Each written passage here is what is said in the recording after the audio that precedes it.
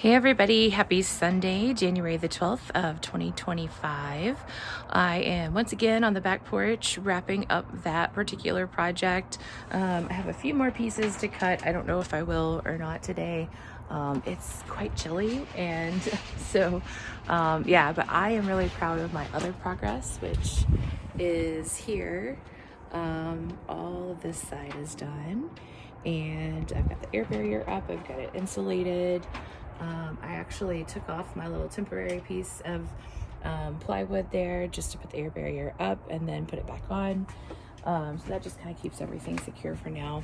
I actually can't put the siding on this side just yet because this is where you're going to run into a situation where if the porch floor is sloping, so if you can imagine, it's going to slope towards the outside of the porch, this is going to be a little bit more of a trick to kind of line everything up. So I'm just going to leave some plywood there temporarily and we'll be just fine. But other than that, it feels really good to have insulation in and just have everything kind of buttoned up. I'm actually debating whether to move one of my doors over here. It might not be the final door and it's certainly not a refinished door, but it might just for fun feel better to have something there than not.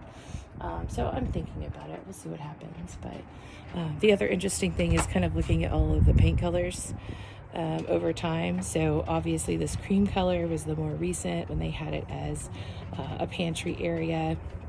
But then you can see they framed in this area for just a little while, and before that it was that haint blue color that everybody's familiar with, spelled H-A-I-N-T. A fun story about haint blue. There are stories about it being good for wasps and driving those away. I don't know if that's true or not. I've never seen that necessarily be successful, but we have some pretty terrible wasp here, so maybe I'll try it. And also the Gullah Geechee people of South Carolina, which is an area that I lived in and worked on another house in, they painted theirs in that particular color as well. And so it was supposed to ward off evil spirits, which we could all use a little bit of that too. So either way, it's like a fun tradition. I think it just looks very beautiful on a sunny day on a back porch. So that makes really good sense. The irony being that there is no one single true haint blue color. In fact, pretty much all the colors, maybe except for white, were custom made right there on site historically. So it wasn't until probably the first part of the last century that you started to be able to order paint and have it delivered. So there was always going to be a little bit of variation.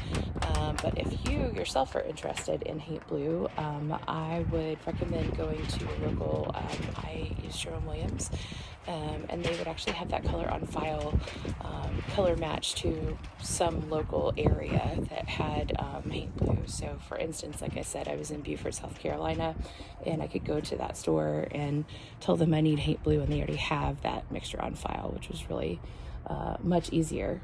So anyways, like I said, it does vary, but this may be a little bit loud for me, but I do have a toned down version actually on the ceiling on the front porch already.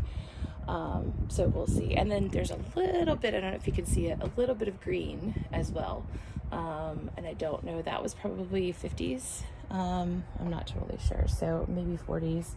Anyways, that's the fun thing about paint. That's one of the least permanent things, and so you can change it. Oh, I get a little bit of Zeus checking it out just to make sure. I'm cooking dinner, so that's probably why he's down here. But anyways, you guys take care. Have a really great rest of your day. Have a really great week, and we will talk soon.